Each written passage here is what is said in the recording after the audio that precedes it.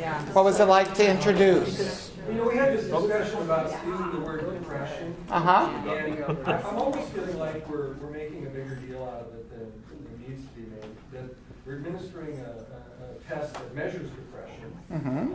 They're probably already diagnosed with it by their doctor. They might be taking antidepressants. And my style is to kind of like, okay, that's a diagnosis. It's okay. It's common, most common of all diagnoses in the world.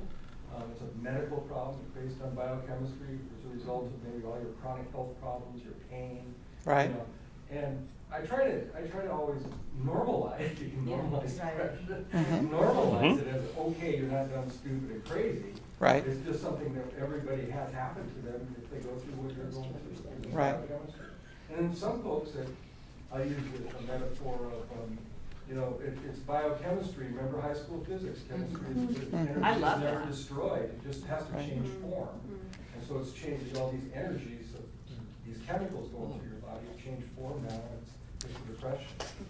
So my perspective is yes and.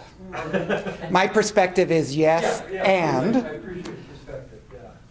Like with Stacy being the client.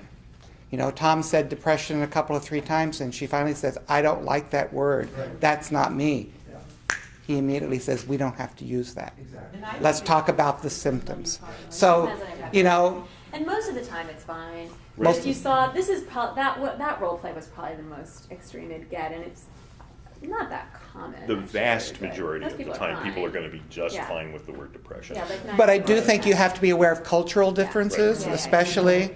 So a lot of cultures, that word is just not used. They talk more about physical symptoms and that. So you have to go with who your client is. Yeah.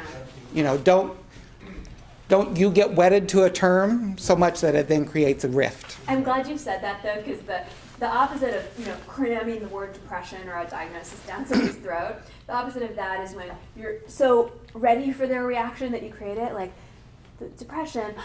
We don't have to use that word, if you don't like it, we won't say it. Like it's something sort of Should I not want to use dangerous that word? Yeah, so you don't want to do Will that. you think either. bad about me